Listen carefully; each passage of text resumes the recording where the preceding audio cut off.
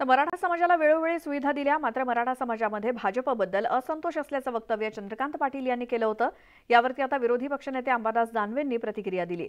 मराठा समाज कधीच भाजपसोबत नव्हता असं अंबादास दानवे म्हणाले।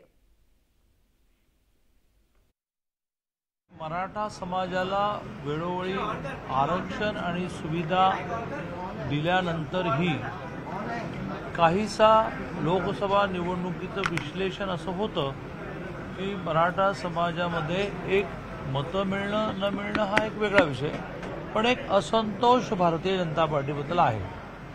त्याच्यातून आज एक बैठक झाली की हा असंतोष का आहे, काय काय आपण आतापर्यंत दिले आणि निष्कर्ष त्यातून असा निघाला, ह्या दिलेल्या गोष्टी ज्या आहेत त्या शेवटच्या मराठा माणसापर्यंत माहिती म्हणून पोहोचवण्यामध्ये, योजना मिळण्यासाठी मदत करण्यामध्ये आपण काहीसे कमी पडलेलो आहोत आणि त्यामुळे ह्या सगळ्या योजना, त्या योजना कशा मिळतात याची माहिती ही आपण मराठा समाजापर्यंत पोहोचवली पाहिजे।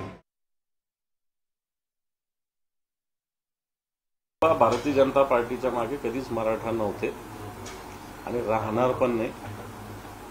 आता बोलावं की नाही बोलावं, पक्ष शेटजी भटजीचा पक्ष भारतीय जनता पार्टीला लोक म्हणतच आलेले आपल्याकडे खेड्यापाड्यामध्ये, ग्रामीण भागात।